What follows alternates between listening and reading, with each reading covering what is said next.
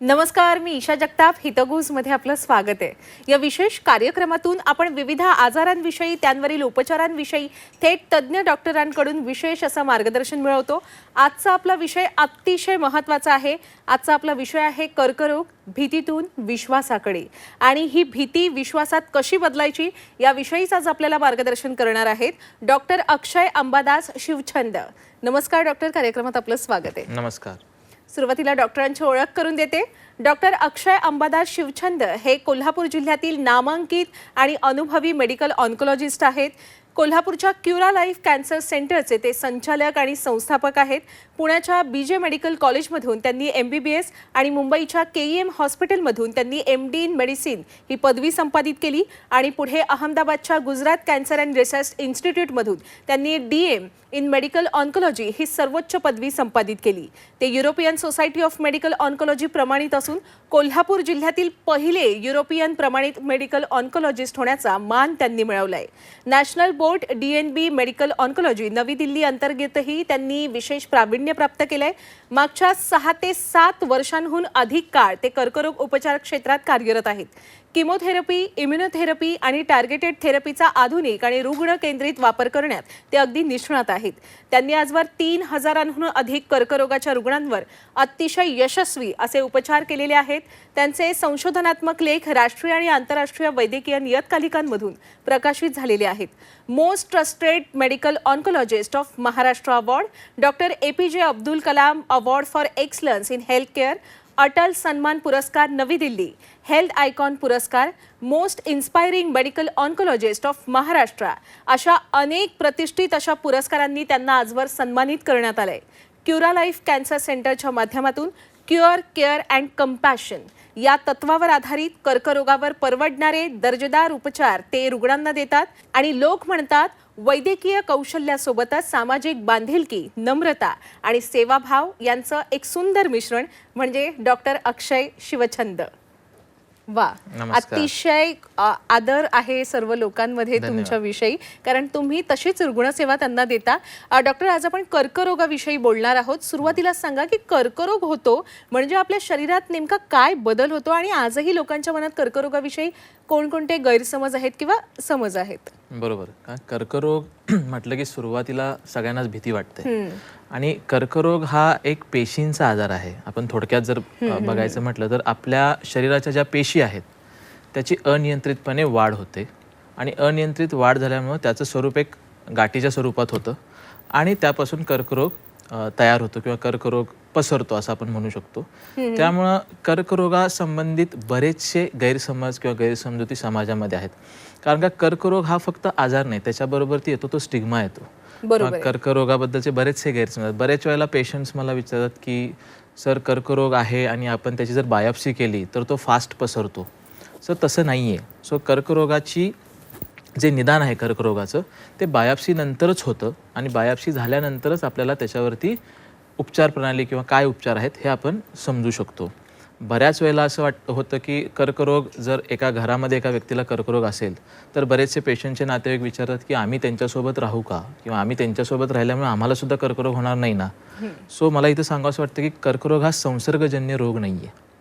त्यामुळे कर्करोगाच्या रोगीच्या सानिध्यात राहिल्यामुळं किंवा त्याच्या बरोबर उठबैस केल्यामुळं कर्करोग दुसऱ्यांना होतो असंही काही नाही आहे. त्यामुळे बरेचसे गैरसमज समाजात आहेत. त्यातला मी जे प्रामुख्याने जे 2 गैरसमज असतात त्याबद्दल तुम्हाला मी माहिती देते. हो, अगदी. आपण म्हणालात की कर्करोग हा संसर्गजन्य नाहीये, तो स्पर्शाने किंवा सोबतीने होऊ शकत नाही. पण मग कर्करोग होतो नेमका कशामुळे? आणि शिवाय जर आपण मागच्या काही वर्षात पाहिलं तर आपल्या भारतात कर्करोगाचं प्रमाण हे प्रचंड वाढतंय. यामागची मुख्य कारण काय डॉक्टर? सो भारतात कर्करोग प्रामुख्याने वाढण्याची कारणं म्हणजे आहेत की वाढती व्यसनाधीनता. बऱ्याच वेळेला तंबाखूचं सेवन किंवा सिगरेट, धूम्रपान, बऱ्याच वेळेला अल्कोहोल याचं अमर्यादित होणारं सेवन, त्याच्यामुळं कर्करोगाचे पेशंटसुद्धा वाढतात. त्याबद्दल तसेच झालेलं जागतिकीकरण ग्लोबलायझेशन ज्याला आपण म्हणतो त्यामुळे सुद्धा वाढतात. बऱ्याच वेळेला वाढत्या लोकसंख्येची भूक भागवण्यासाठी बऱ्याच वेळेला पिकांमधून आपल्याला रासायनिक फवारणी होते किंवा बऱ्याच वेळेला नदीचं प्रदूषण, सॉईल पोल्युशन किंवा हवेचं प्रदूषण याच्यामुळे सुद्धा कर्करोगाच्या संख्येमध्ये म्हणजे कर्करुग्णाच्या संख्येमध्ये वाढ होताना आपल्याला दिसत आहे. आणि बऱ्याच वेळेला 70 ते 80% कारणं ही प्रिव्हेंटेबल असतात, जी आपण रोखू शकतो. त्यातल्या त्या 20% कारण असतात ते आपल्याला रोखता येत नाहीत. पण 80% जर आपण या कारणांच्यावरती किंवा ज्याच्यामुळे होतो याच्यावरती जर काम केलं तर प्रिव्हेंटेबल कॅन्सर आहे. म्हणजे कॅन्सर हा प्रिव्हेंटेबल आजार आहे. बरोबरच आहे. पण त्याच्यासाठी आपल्याला लवकर कॅन्सरचं निदान कसं होईल याकडे लक्ष द्यायला हवं. डॉक्टर, त्यासाठी काय करावं नेमकं आणि अशी कोणती लक्षणं असतात कॅन्सरची जी दिसली की त्याकडे अजिबात दुर्लक्ष करू नये? अगदी बरोबर प्रश्न विचारला तुम्ही की आपल्याला कर्करोगाची लक्षणं ओळखता आली पाहिजेत. आपली बॉडी किंवा आपलं शरीर आपल्याशी बोलत असतं, दरवेळेला संवाद साधत असतं. एखाद्या वेळेला समजा तुम्ही दररोज काम करताय, एखाद्या आपल्याला पाठ दुखते किंवा आपण थकवा येतो, पण हीच पाठदुखी आपण एखादी गोळी घेतल्यावरती कमी होते. पण बऱ्याच वेळेला काही अंशी पाठदुखी जास्त का राहते, त्यामुळे आपण त्याच्यावरती दुर्लक्ष केलं नाही पाहिजे. जर तुम्हाला प्रामुख्याने लक्षणं सांगायची झाली तर शरीरामध्ये कुठेही आलेली गाठ, प्रामुख्याने स्त्रियांच्यामध्ये स्तनामध्ये होणाऱ्या गाठी, बऱ्याच वेळेला स्त्रिया काय करतात, त्या लपवून ठेवतात, सांगत नाहीत किंवा त्या गाठी दुखत नसतात, त्यामुळे त्या दाखवल्या जात नाहीत किंवा तज्ज्ञांचा सल्ला घेतला जात नाही. तो बऱ्याच वेळेला हळूहळू त्या गाठी वाढून कर्करोग हा पुढच्या स्टेजला जातो. बऱ्याच वेळेला गिळताना होणारा त्रास सुरुवातीला आपल्याला जे सॉलिड फूड असतं त्याला होतो, नंतर तो लिक्विड म्हणजे पाणी किंवा द्रव पदार्थ घेताना होतो. सो तो आपण दुर्लक्ष केल्यामुळे सुद्धा कर्करोग हे वाढतात किंवा पुढच्या स्टेजला जातात. दुसरं, जर एखाद्या बॉडीवरती आपल्याला तीळ किंवा मस्सा आहे आणि त्याचा आकारात किंवा रंगामध्ये अचानक बदल झाला, अचानक तो वाढला, तर तेही एक कॅन्सरचं लक्षण असू शकतं. अच्छा. बऱ्याच वेळेला रजोनिवृत्तीनंतर होणारा रक्तस्राव स्त्रियांच्या मध्ये प्रामुख्यानं पोस्ट मेनोपॉझल ब्लिडिंग ज्याला आपण म्हणतो ते ॲबनॉर्मलच आहे, ते नॉर्मल नसतं. त्यामुळे जर पोस्ट मेनोपॉझल ब्लिडिंग असेल तर ते गर्भाशयाच्या कर्करोगाचं किंवा गर्भाशय मुखाच्या म्हणजे सर्वायकल कॅन्सरचं लक्षण असू शकतं. तसेच वारंवार होणारा खोकला किंवा दीर्घकाळ राहणारा खोकला, 2 आठवड्यांच्यापेक्षा जास्त राहणारा खोकला, हे सुद्धा एक हिडन कॅन्सरचं लक्षण असू शकतं. किंवा थुंकीवाटे रक्तस्राव होणे, कुठल्याही द्वारे आपल्याला रक्तस्राव झाला म्हणजे मलाद्वारे, मूत्रमार्गाद्वारे किंवा थुंकीवाटे, तर हे कॅन्सरचं लक्षण असू शकतं. त्याला दुर्लक्ष करून चालणार नाही आणि तुम्हाला त्वरित डॉक्टरांशी संपर्क साधून त्याची तपासणी करून घेणं हे गरजेचं आहे. अगदीच अगदीच. डॉक्टर, आज जर आपण पाहिलं तर ग्रामीण भागात आजही कर्करोगाविषयी म्हणावी तशी जागरूकता झालेली नाहीये. म्हणजे जितक्या लवकर आपल्या शहरी भागात कर्करोगाचं निदान होऊ शकतं तितक्या लवकर ग्रामीण भागात होत नाहीये. ही परिस्थिती का आहे आणि ती कशी बदलता येईल आपल्याला? प्रामुख्यानं बघायचं झालं तर अवेअरनेस, ज्याला आपण जागरूकता म्हणतो, त्याचा अभाव आपल्याला ग्रामीण भागांच्या मध्ये पाहायला मिळतो. दुसरी गोष्ट, ग्रामीण भागात काय होतं, तात्काळ वैद्यकीय सल्ला घेतला जात नाही. बऱ्याच वेळेला पेशंट्स, रुग्ण हे जी लक्षणं आहेत, हा त्रास आहे तो अंगावर काढतात किंवा अल्टरनेटिव्ह मेडिसिनचा वापर पहिल्यांदा होतो. म्हणजे कॅन्सरसारख्या कुठेतरी अमुक ठिकाणी बाबा झाडपाल्याचं औषध मिळतं, कुठेतरी अमुक असं औषध मिळतं, त्यामुळे तिथे गेल्यानंतर आपल्याला निदानामध्ये काय म्हणतो आपण त्याला की वेळ होतो. त्यामुळं जी मेडिकल हेल्प पेशंटना मिळणे गरजेचं आहे ती मिळत नाही त्यावेळेला. त्यामुळे ग्रामीण भागात हे सर्वथा आपल्याला पिक्चर बघायला मिळतं की बाबा पेशंट लवकर डॉक्टरकडे येत नाहीत. जेव्हा कॅन्सर पुढच्या टप्प्यात जातो, जास्त गाठ एखादी मोठी होते किंवा रक्तस्राव वाढतो किंवा पेशंटला त्रास जास्त होतो, तेव्हा पेशंट्स मेडिकल हेल्प किंवा डॉक्टरांच्या सल्ल्याकडे जातात. त्यामुळे ग्रामीण भागात हे चित्र बऱ्याच वेळेला दिसतं. तर मी गेली 7, 7.5, 8 वर्ष ग्रामीण भागात किंवा कोल्हापूरसारख्या भागात काम करतो, पण आत्ता हळूहळू अवेअरनेस वाढतोय. अच्छा. म्हणजे डॉक्टर्स अवेलेबल आहेत, जसं मी मेडिकल ऑन्कॉलॉजिस्ट अवेलेबल आहे कोल्हापूरमध्ये. जनजागरूकतेचे मी कार्यक्रम घेत असतो. स्त्रियांचा ग्रुप असेल किंवा गावामध्ये काही सरपंचांच्या मदतीने ग्रुप असेल, तर त्याचं आपण एक जागरूकता निर्माण करण्यासाठी अवेअरनेस टॉक्स घेत असतो. त्यामुळे हळूहळू रुग्णांच्या मध्ये किंवा सामान्यांच्या मध्ये आपल्याला अवेअरनेस, जागरूकता होताना दिसत आहे.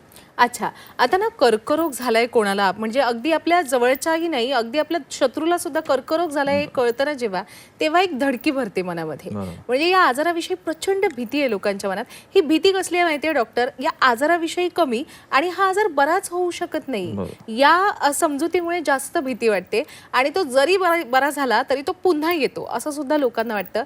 या कार्यक्रमाच्या माध्यमातून माझ्या या प्रश्नाचं उत्तर द्या डॉक्टर, की आता इतकं आधुनिक तंत्रज्ञान आलंय का खरंच, की कर्करोग हा मुळापासून बरा होऊ शकतो? नक्कीच. सो आत्ता मेडिकल ॲडव्हान्समेंट इतकी झालेली आहे, म्हणजे ती फक्त उपचारातच नव्हे तर अर्ली डिटेक्शन किंवा डायग्नॉसिसमध्ये सुद्धा आपल्याला अर्ली डायग्नॉसिस कॅन्सरचं होऊ शकतं. जसं की थोडक्यात मी उदाहरण दिलं तर मॅमोग्राफी, जी स्तनांच्या कॅन्सरमध्ये आपल्याला हेल्प करते की लवकर निदान होण्यासाठी. अच्छा. त्या मॅमोग्राफीमुळे सुद्धा आपल्याला स्टेज 0 किंवा स्टेज 1 मध्ये सुद्धा ब्रेस्ट कॅन्सर हे डिटेक्ट करता येतात आणि आपण त्याच्यावरती जर ट्रीटमेंट केली तर त्याचा नक्कीच चांगला परिणाम आपल्याला मिळू शकतो. तसंच किमोथेरपी म्हणा, टार्गेटेड थेरपी म्हणा, इम्युनोथेरपी ही नावं तुम्ही ऐकली असतील. तर या सर्वांचा उपचार प्रणालीमध्ये वापर झाल्यामुळे कर्करोग किंवा कर्करोगींचं आयुष्य किंवा त्यांचा जो कॅन्सर आहे ते बरं होण्याचं प्रमाण खूप वाढलेलं आहे आणि ते होत असताना पेशंटचं जे सर्वायवल आहे ते सुद्धा वाढताना आपल्याला दिसत आहेत. बऱ्याच वेळेला काय होतं की अर्ली डिटेक्शन झालं तर कॅन्सर हा पूर्णपणे बरा होऊ शकतो. अच्छा. पण समजा अनलकी काही दुर्दैवानं लेट स्टेजमध्ये जरी आपल्याला निदान झालं आणि आपण जर व्यवस्थित गाईडलाईन्सप्रमाणे जर ट्रीटमेंट घेतली तरी सुद्धा हा आता एक क्रॉनिक मॅनेजेबल डिसीज झालेला आहे. आपण पेशंटना चांगली औषधं देऊन त्यांचं आयुष्यमान वाढवण्यासाठी नक्कीच त्यांना मदत करू शकतो. अच्छा, आता आपण किमोथेरपी, इम्युनोथेरपी आणि टार्गेटेड थेरपी ही नावं ऐकली असतील आपण असं म्हणालात. मी नक्कीच ऐकलेली आहेत आणि किमोथेरपी या थेरपीविषयी नाव तर आपल्या प्रेक्षकांना पण माहिती असेल, पण इम्युनोथेरपी आणि टार्गेटेड थेरपीविषयी माहीत नसेल त्यांना कदाचित. डॉक्टर, या तीनही थेरपीविषयी अगदी सोप्या भाषेत आम्हाला सांगा. सो किमोथेरपी जसं सर्वांनाच माहिती आहे ऐकिवात आहे की कॅन्सर झाला की पेशंटला किमोथेरपी दिली जाते. किमोथेरपीचे बऱ्याच जणांना साईड इफेक्टच्या भीती असतात. ऐकलेलं असतं किंवा पाहिलेलं असतं की केस गळतात, वारंवार उलटी होते, पेशंट अशक्त होतो, किमोथेरपी ही पेनफुल असते. आत्ता मला सांगावंसं वाटतं तुमच्या माध्यमातून की किमोथेरपी सुद्धा आधीसारखी राहिलेली नाही आहे. इतके ॲडव्हान्समेंट झालेले आहेत किमोथेरपीच्या औषधामध्ये सुद्धा. तर हे जे साईड इफेक्ट्स आपण जे आता बघितले हे बऱ्याच पेशंटना होताना दिसत नाही आहेत. आपल्याला बरीचशी औषधं अशी चांगली आलेली आहेत की ज्याच्यामुळे आपण हे सर्व टाळू शकतो किंवा कमी करू शकतो. दुसरं तुम्ही म्हटलात की इम्युनोथेरपी किंवा टार्गेटेड थेरपी. सो इम्युनोथेरपी ही औषधं अशी आहेत की जी आपल्याच शरीरातल्या रोगप्रतिकारक शक्तीला कॅन्सरच्या विरोधात काम करण्यासाठी मदत करते. म्हणजे ही औषधं डायरेक्ट कॅन्सरला नाहीत मारत, ती आपल्या इम्युनिटीला बूस्ट करतात जेणेकरून आपली इम्युनिटी कॅन्सर पेशीवरती हल्ला करते आणि मग त्याला आपल्याला मारता येतं. कारण का कॅन्सर पेशी आपल्या असल्यामुळं इम्युनिटी त्यांना फॉरेन, जसं बॅक्टेरिया व्हायरसना फॉरेन म्हणून समजते तसं ती समजत नाही. तर ही औषधं आपल्या इम्युनिटीला हेल्प करतात. आणि टार्गेटेडचा जो तुम्ही उल्लेख केला, सो टार्गेटेड म्हणजे नावात आहे की टार्गेट केलं जातं. सो टार्गेट म्हणजे अशी काही म्युटेशन्स कॅन्सरच्या पेशीमध्ये झालेली असतात जी आपण जर डिटेक्ट केली आणि त्याच्यावरती आपण जर हल्ला केला किंवा त्याला आपण जर औषधं तशी दिली तर त्याचे परिणाम हे खूप चांगले दिसतात. साईड इफेक्ट्स त्या मानाने कमी होतात. त्यामुळे ही ओरल स्वरूपात म्हणजे गोळी स्वरूपात असतात. त्यामुळे पेशंट गोळ्या घेऊन त्यांची डे टू डेची जी कामं आहेत, ऑफिस असेल, शेतावरती काम करणं असेल, ही सर्व पेशंट्स व्यवस्थित करू शकतात कारण इतकी ती प्रभावशाली औषध आहेत. आणि वैद्यकशास्त्रातलं जर तुम्ही म्हटलं ना वरदान काय मिळालेलं आहे कॅन्सर रुग्णांना, तर ती इम्युनोथेरपी आणि टार्गेटेड थेरपी. अच्छा. सो तुम्ही असं म्हणू शकता की त्याच्यामुळे बऱ्याच वेळेला ॲडव्हान्स स्टेजमध्ये सुद्धा पेशंट्सना सर्वायवल हे आपण चांगल्या पद्धतीने देऊ शकतो आणि ते वाढताना आपल्याला दिसत आहे. अच्छा, पण या तीनही थेरपीमध्ये नेमकं काय केलं जातं डॉक्टर, म्हणजे उपचार काय केले जातात? सो किमोथेरपी, इम्युनोथेरपी ही नसेद्वारे किंवा सलाईनद्वारे देण्यात येणारी औषध आहे. Targeted therapy 95% of the time ती गोळी स्वरूपात किंवा ओरल स्वरूपात असतात. त्यामुळे पेशंटने सकाळी एक गोळी घेतली, पेशंट आपल्या कामावरती गेला, जसं आपण बाकीच्या गोळ्या घेतो तशाच त्या टार्गेटेड थेरपीनं आपल्याला पेशंटचं आयुष्य सर्वायवल हे चांगल्या पद्धतीनं वाढवता येऊ शकतं. अच्छा, पण कसं आहे ना, अगदी कर्करोगावरच्याच उपचारांविषयी नाही, इतर कोणत्याही आजारावरच्या उपचार जेव्हा रुग्ण घेत असतो तेव्हा त्या उपचारांना चांगला प्रतिसाद म्हणजे एक पॉझिटिव्ह प्रतिसाद मिळतोय त्यांच्याकडून हे आपण तेव्हा समजू शकतो की जेव्हा ते त्यांच्या दैनंदिन जीवनशैलीत सुद्धा काही सकारात्मक बदल करतील. डॉक्टर, विशेषतः कर्करोगाच्या रुग्णांनी आणि किमोथेरपी घेत असलेल्या रुग्णांनी त्यांच्या दैनंदिन जीवनशैलीत काय सकारात्मक बदल करावे हे आपण इथे सल्ला द्याल? बऱ्याच वेळेला काय होतं, किमोथेरपी घेत असताना पेशंट्स अशक्त होतात, अच्छा. वीक होतात. सो पेशंटचं जे प्रोटीन माल न्यूट्रिशन आहे ते जास्त वाढतं किंवा मसल लॉस होतात. सो अशा रुग्णांनी प्रोटीनचं इंटेक हे वाढवणं गरजेचं आहे. बऱ्याच वेळेला किमोथेरपी घेत असताना पेशंटची इम्युनिटी रोगप्रतिकारक शक्ती कमी झालेली असते. सो बऱ्याच वेळेला आम्ही पेशंटना असे सल्ले देतो की कच्च्या फळं किंवा कच्च्या फळे किंवा कच्च्या भाज्या किंवा ज्युसेस बाहेरचे हे टाळावेत. शिजवून घरी बनवलेलं जेवण जेवढं जेवता येईल, जेवढं खाता येईल तेवढं चांगलं आहे. पाण्याचं प्रमाण जास्त वाढवणे किंवा पाणी हे जर तुम्ही कॅन्सरमध्ये बघा तर एक औषध म्हणून सुद्धा वापरलं जातं किंवा पाण्याचं जेवढं तुम्ही जास्त सेवन कराल, हायड्रेटेड राहाल, तेवढे किमोथेरपीचे साईड इफेक्ट्स पेशंटना बऱ्याच वेळेला कमी होतात. सो या ज्या आहेत किंवा बाहेरचं बेकरी प्रोडक्ट्स खाणं टाळलं पाहिजे. सो हे आम्ही पेशंट्सना सल्ला देतो आणि त्या पद्धतीने पेशंटचं डाएट एक प्लॅन करून देतो जेणेकरून किमोथेरपी घेत असताना सुद्धा पेशंटचं वजन कमी होणार नाही किंवा मसल लॉस होणार नाही किंवा प्रोटीनचं इंटेक कमी पडणार नाही याची दक्षता घेतली जाते. अच्छा डॉक्टर, HPV एक वॅक्सिन दिली जाते कर्करोगाविषयी. ही वॅक्सिन किती सुरक्षित आहे आणि किती आवश्यक आहे हे सुद्धा आपल्या प्रेक्षकांना सांगा. बऱ्याच वेळेला आज आपण सोशल मीडियामध्ये बघतोय किंवा बरेच प्लॅटफॉर्म्स आहेत ज्याच्यामध्ये HPV वॅक्सिनबद्दल एक चुकीची माहिती पसरताना दिसते आपल्याला. पण HPV vaccine, human papilloma virus vaccine, ही एक गर्भाशय मुखाच्या कॅन्सर विरोधी काम करणारी एक प्रभावी लस आहे. म्हणजे बऱ्याच वेळेला HPV इन्फेक्शन ऑलमोस्ट 100% आपण टाळू शकतो ह्या वॅक्सिनमुळे. 9 ते 14 वयोगटातल्या मुलींना ही प्रामुख्याने दिली जाणं गरजेची आहे.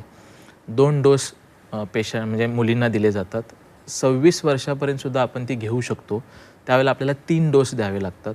क्युरा लाईफ कॅन्सर सेंटरमध्ये जिथं मी काम करतो किंवा जी माझी संस्था आहे त्याच्यामध्ये सुद्धा आम्ही मुलींना कर्करोगाची किंवा HPVची लस घेण्यास आम्ही प्रवृत्त करतो असतो आणि पालकांनी सुद्धा पुढे येऊन आपल्या 9 ते 14 वयोगटातल्या मुलींना ही लस देणं गरजेचं आहे.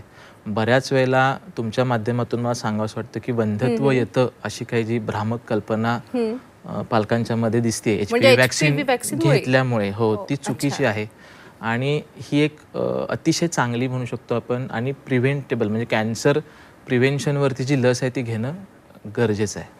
अगदीच अगदीच. आपण मगाशी खूप छान सल्ला दिला की जेव्हा कर्करोग रुग्ण जो असतो तो जेव्हा किमोथेरपीमधून जात असतो तेव्हा तो अशक्त होतो आणि त्याने काय काळजी घ्यायला हवी.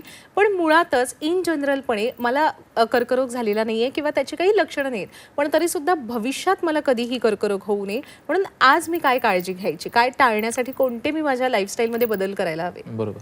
लाईफस्टाईलमध्ये बदल करण्याच्या आधी मी नक्की सांगेन की स्क्रीनिंग इम्पॉर्टंट आहे किंवा कॅन्सरचं स्क्रीनिंग हे महत्त्वाचं आहे. बऱ्याच वेळेला स्तनाचा कर्करोग, गर्भाशय मुखाचा कर्करोग किंवा प्रोस्टेटचा कर्करोग याचं आपण स्क्रीनिंग करू शकतो म्हणजे अर्ली डिटेक्ट करू शकतो.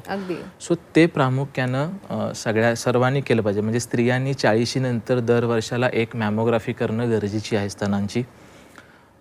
पॅप्समियर ज्याला आपण म्हणतो with HPV virus detection cervical कॅन्सरसाठी ते करणं गरजेचं आहे.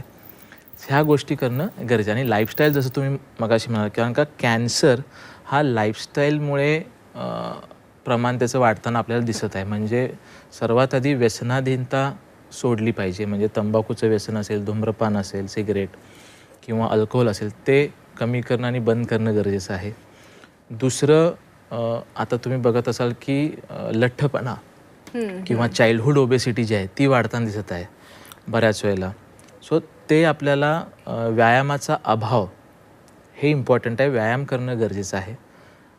सकस आहार घेणं किंवा ग्रीन लिफी व्हेजिटेबल फळांचा आहार वाढवणं हे गरजेचं आहे. बाहेरचं जंक फूड टाळणं हे तेवढंच इम्पॉर्टंट आहे. त्यामुळं लाईफस्टाईलमध्ये जर तुम्ही आपले मॉडिफिकेशन केलं तर बऱ्याच अंशी इवन 70 to 80% कॅन्सर्स आपण हे टाळू शकतो. डॉक्टर, मी सुरुवातीलाच सांगितलं आपल्या प्रेक्षकांना की आपलं क्युरा लाईफ कॅन्सर सेंटर आहे कोल्हापूरमध्ये.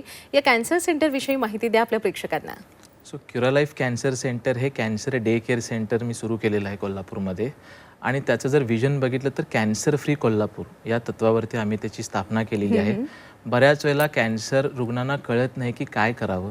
बऱ्याच वेळेला अफोर्डेबल कॅन्सर केअर जी संकल्पना आहे ती आम्ही प्रत्यक्षात उतरवण्यासाठी या क्युरा लाईफ कॅन्सर सेंटरची स्थापना केलेली आहे. अच्छा. आणि क्युरा लाईफ कॅन्सर सेंटरमधून रुग्णांना योग्य ते उपचार, लवकर निदान आणि एक मानसिक आधार देण्याचं काम आम्ही कोल्हापुरामध्ये आता गेली 6 महिने करतोय आणि इथून पुढे ते आम्ही कंटिन्यू करत राहू ही आमची आशा आहे. आणि कॅन्सर फ्री कोल्हापूरचे जे आम्ही ध्येय घेऊन उतरलेलो आहे ते आम्ही नक्कीच साध्य करू शकतो. अगदीच खूप खूप शुभेच्छा आपल्याला या मौल्यवान अशा कार्यासाठी. धन्यवाद. डॉक्टर, आपण अतिशय महत्त्वाची माहिती दिलेली आहे आपल्या सर्व प्रेक्षकांना. आता या ठिकाणी आपल्याला थांबावं लागणार आहे आणि आता वेळ झालेली आहे या कार्यक्रमात समारोप करण्याची. डॉक्टर, खूप खूप आभार या सगळ्या सखोल अशा मार्गदर्शनासाठी. धन्यवाद. नमस्कार. प्रेक्षक हो, आता वेळ झालेली आहे हितगुजमध्ये इथेच थांबण्याची. पण ताज्या घडामोडींसाठी नेहमीच पाहत रहा झी 24 तास.